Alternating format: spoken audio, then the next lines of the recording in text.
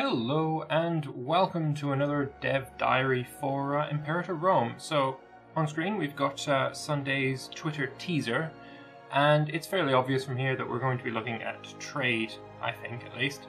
So we're being shown the honey trade good. We can see up here we've got, I think, wild game, logs, furs, honey, I guess salt. This is either iron or other kinds of metals. I think this is probably iron though. And yeah, we just see what happens. Honey gives omen duration, Freeman output, all that good stuff. And yeah, we also get a nice little look at India, which is pretty cool.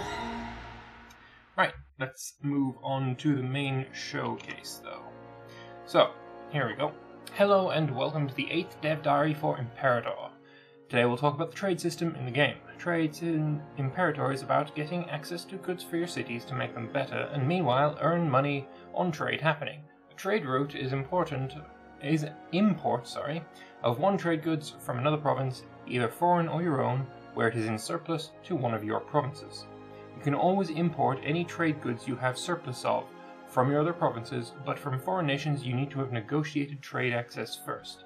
And if you fight a war against each other, the import will be cancelled.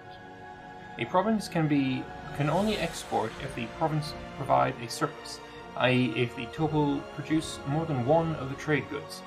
A city produces one trade good, and for each additional 30 population it produces an additional one trade good.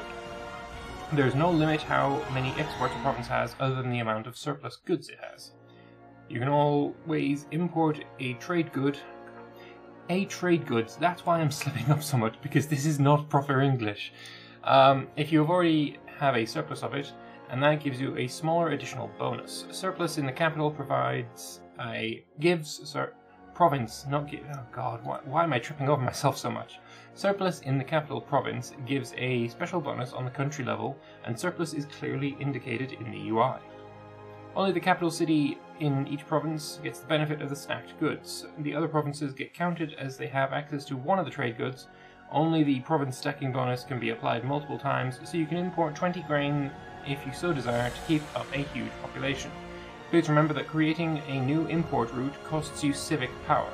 As a default, you can import one trade good to your capital province.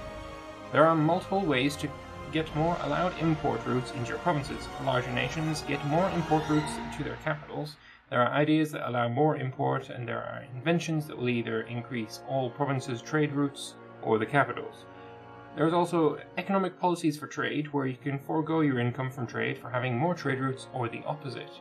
Income from trade uses something we call commerce in the game.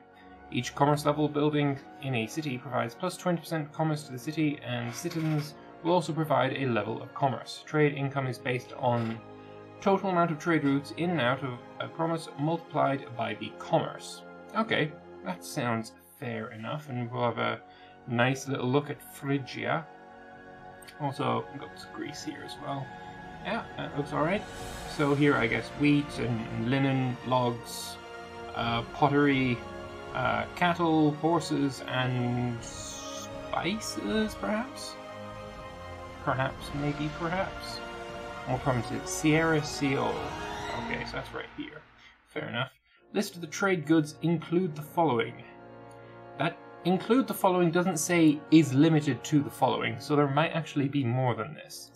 But we have grain, salt, iron, horses, wine, wood, amber, stone, fish, spices, elephants, base metals, precious metals, steppe horses, livestock, earthenware, dyes, furs, olives, leather, woad, marble, honey, incense, hemp, vegetables, gemstones, camels, silk, dates, cloth, papyrus, and wild game. That's a lot. That feels like a lot. Give me just a moment, because I would like to see something. EU4 trade goods. That's on my other screen so you can't see it. Right, hang on, I'm just going to count these. 1, 2, 3, 4, 5, 6, 7, 8, 9, 10, 11, 12, 13, 14, 15, 16, 17, 18, 19, 20, 21, 22, 23, 24, 25, 26, 27, 28, 29, 30, 31, 32, 33, 34.